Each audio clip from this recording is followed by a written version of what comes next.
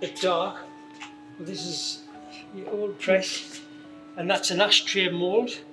So Corning had lots of these. Presses that. All down the side of the gantry where the blowers were.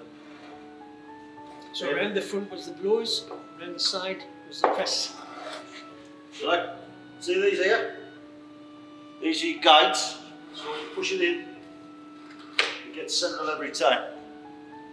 And then when you press it, So you drop the glass in. snip it off, that's in there, press it by pulling this. See that? That presses, you've got to get the pressure correct on these springs. That presses the article, take it off, and you pull this over here, see this?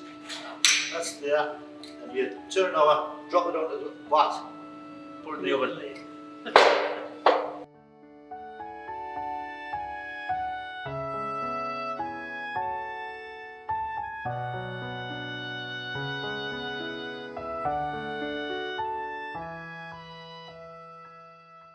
It was very noisy, and it was, you're still dealing with more or less asbestos and things.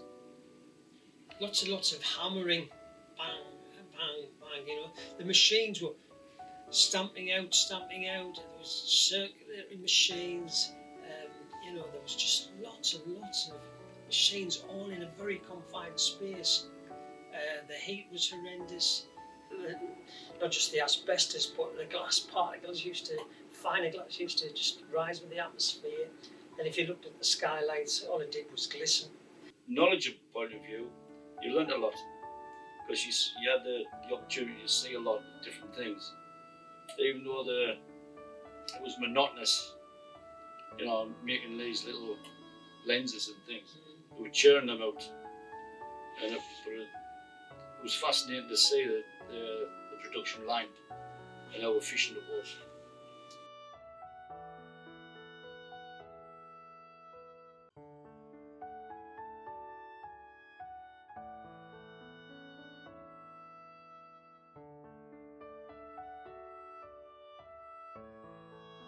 Tank furnaces, huge things, big long baths of glass about 3 feet deep, and that would be at 1640 degrees, but then it will be brought down to 1400. It's different temperatures for different feeds.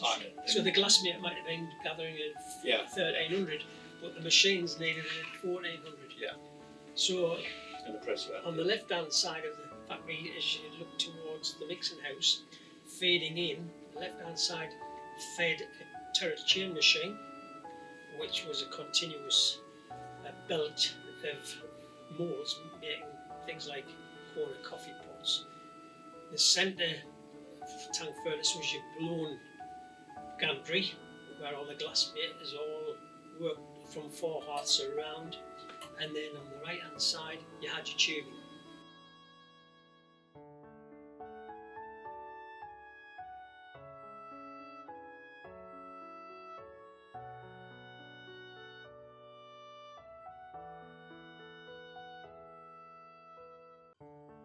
To see made, for me, was a team of 3 guys making a 300 litre flask. 200 litre was the norm, but 300 litre was a bit special.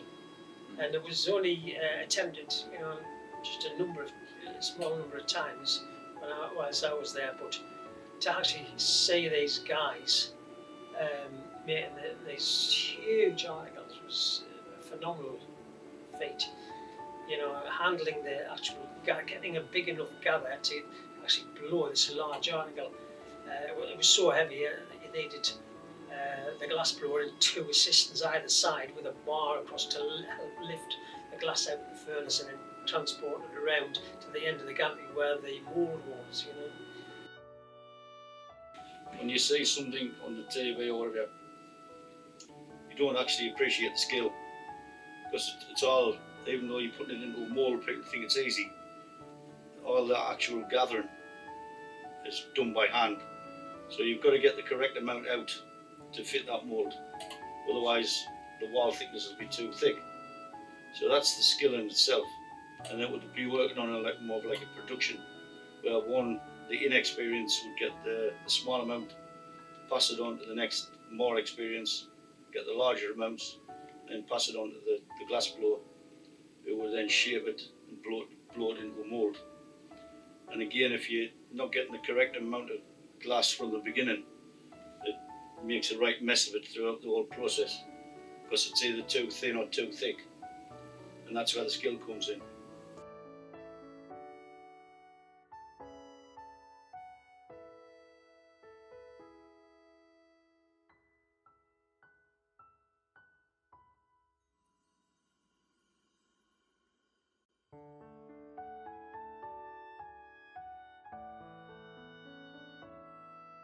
There were some really skillful people in that factory, and it's not just the skill of the making of the articles; it was the skill of the chemists and the melting foremen and melting technicians to get The moulds, right every time.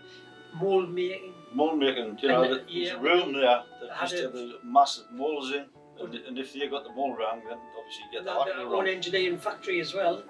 So the engineering department made all their own moulds, so that was a big concern on its own, making the moulds, and it'd be nice for people to see that we did exist at one time.